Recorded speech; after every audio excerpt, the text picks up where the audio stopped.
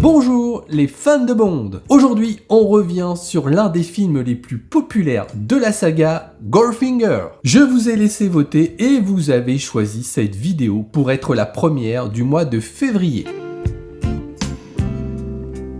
C'est le moment de faire les choix. Bon Baiser de Russie a été un gros succès. Il faut enchaîner. Étrangement, le réalisateur des deux premiers opus, Terence Young, ne sera pas reconduit pour la réalisation de ce troisième volet. Eh oui, le succès entraîne la gourmandise. Les producteurs refusent de céder à ces exigences. Ils décident donc de prendre un nouveau réalisateur, Guy Hamilton, un ami de Sean Connery. Côté actrice, ils décident de confier le rôle de la James Bond Girl à une étoile montante du petit écran à l'époque, Honor Blackman. On a l'habitude de penser à Diana Rigg quand on parle de chapeau melon et bottes de cuir, mais il ne faut pas oublier qu'Honor Blackman a joué dans 2 saisons de Chapeau melon et bottes de cuir, cette série britannique vraiment fantastique. Elle décide de plaquer la série pour jouer dans James Bond. Et saviez-vous qu'Honor Blackman avait 5 ans de moins que Sean Connery? Très franchement, cela ne se voit pas du tout à l'écran. Qu'en pensez-vous? Et à noter que c'est bien l'une des rares fois où une James Bond Girl sera plus âgée qu'un James Bond. Mais en fait, il y a une deuxième fois où la James Bond Girl sera plus âgée que notre héros. Savez-vous de quel film il s'agit? Savez-vous de quelle actrice il s'agit? Je vous donne la réponse en fin de vidéo. Alors qu'on soit bien d'accord, je parle bien de la James Bond Girl principale. Dans le rôle du méchant, les producteurs pensent à un moment donné prendre Orson Welles pour jouer le rôle de Goldfinger. Rien que ça quand même. Même si le budget de ce troisième film a doublé par rapport au premier, la star américaine était beaucoup trop chère pour les producteurs d'un James Bond. C'est Gert Frobe qui sera choisi pour jouer le rôle du méchant dans ce troisième film. On en reparle juste après. Un problème de taille, à l'époque, va se produire avec l'acteur qui incarne le rôle du méchant. Les producteurs, au moment de choisir Gert, s'assure auprès de son agent qu'il sait quand même bien parler l'anglais. Auquel on leur répond « Oui, vous inquiétez pas, il sait bien parler l'anglais. » Eh bien en fait, Gert ne savait pas parler un mot d'anglais. À l'arrivée de l'acteur au studio, Guy Hamilton, le réalisateur, a tout de suite senti qu'il y avait un petit souci de ce côté-là. Et je vous le donne dans le mille, à la première scène de tournage, c'est catastrophique. Ces phrases de dialogue étaient tout simplement incompréhensibles. Honor Blackman, qui devait lui donner le change dans ses premières scènes, ne comprenait rien à ce qu'il racontait. Problème, impossible de prendre un autre acteur. Il est déjà trop tard. Comme je vous le dis à chaque fois dans les secrets de tournage, il faut faire preuve d'adaptation. Et bien là, le problème n'échappe pas à la règle.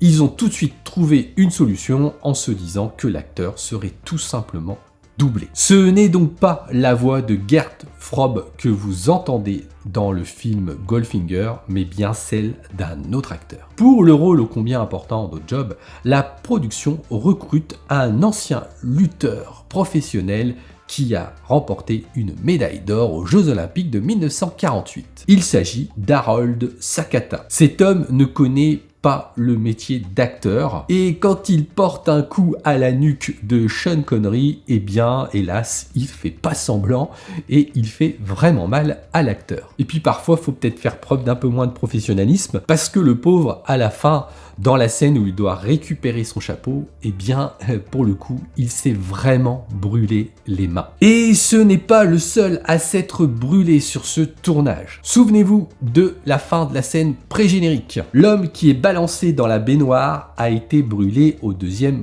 degré. Le tuyau chaud chargé de balancer la vapeur s'enroule autour de sa jambe, et ça, c'était pas prévu. Bingo, c'est l'accident. L'acteur ne joue pas sur la scène, il a réellement mal.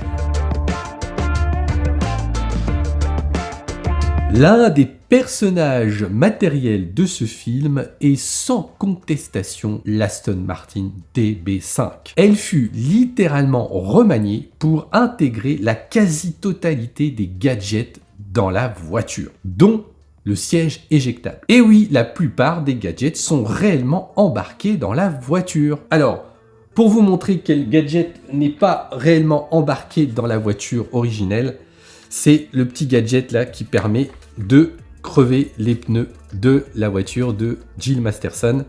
Voilà, ça, c'est pas intégré à la vraie voiture. Par contre, d'autres gadgets avaient été intégrés à la voiture et on ne les voit pas dans le film. Par exemple, et ça a été intégré à la petite voiture Playmobil, des butoirs à l'avant et à l'arrière qui permettent en gros de foncer sur des voitures ennemies. Ils avaient aussi intégré un casier rempli d'armes en dessous du siège. Ils avaient aussi mis un compartiment qui permettait d'envoyer des clous sur la route pour crever les pneus. Et il y avait même un téléphone intégré à la porte. Je pense qu'on peut être d'accord pour dire que cette voiture restera à jamais la voiture de James Bond. On la reverra dans de nombreux opus de la saga. Goldfinger, comme le film précédent, a dû être tourné dans un temps record. Et quoi de mieux pour maximiser les temps de tournage que de tourner uniquement dans les studios Pinewood. On voyage beaucoup dans ce film. Mexique, Miami, la Suisse, le Kentucky. Eh bien, il faut savoir que Sean Connery n'a pas mis un seul pied sur le continent américain. Il a eu le droit à une petite semaine de tournage en Suisse pour tourner les extérieurs de la poursuite de Goldfinger en Suisse, et c'est tout. Les scènes à Miami ont été très peu tournées sur place. Un petit exemple de ce qui est réellement tourné sur place et de ce qui a été tourné totalement en studio avec une reconstitution de l'hôtel. Pas à Miami. À Miami,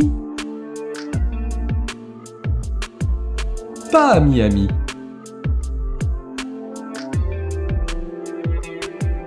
À Miami, pas à Miami.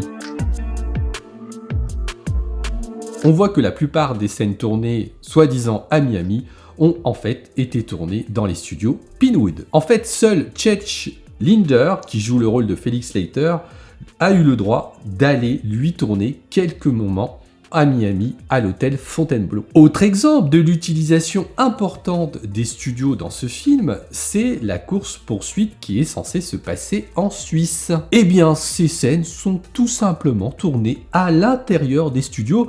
D'ailleurs, si on fait attention, on voit bien des bâtiments qui ressemblent à des studios de cinéma. Et puis le terrain de golf, eh bien, ils ne se sont pas cassés la tête. Ils ont pris le terrain de golf le plus proche des studios Pinewood. Vous vous doutez bien que le tournage ne s'est pas réellement passé à Fort Knox. Mais quand même, grâce à une connaissance d'Albert Broccoli, le producteur, un des membres de l'équipe a eu le droit d'aller observer Fort Knox pour de vrai. Alors, évidemment, de l'extérieur, il n'a pas eu le droit de rentrer à l'intérieur du bâtiment. Du coup, les extérieurs sont totalement recréés au studio Pinewood, quand je vous disais qu'il n'avait quasiment pas mis les pieds aux États-Unis. Et donc, l'intérieur du bâtiment a été totalement créé et pensé par le chef décorateur. Pour la prouesse et l'authenticité de ces décors, la directrice de Fort Knox a écrit une lettre au producteur pour les féliciter de la reconstitution. Ian Fleming, le créateur de notre héros, n'eut pas la possibilité de voir le film puisqu'il mourut avant la sortie en salle. Il aura eu quand même le temps de passer une dernière fois sur les plateaux de tournage avant sa mort.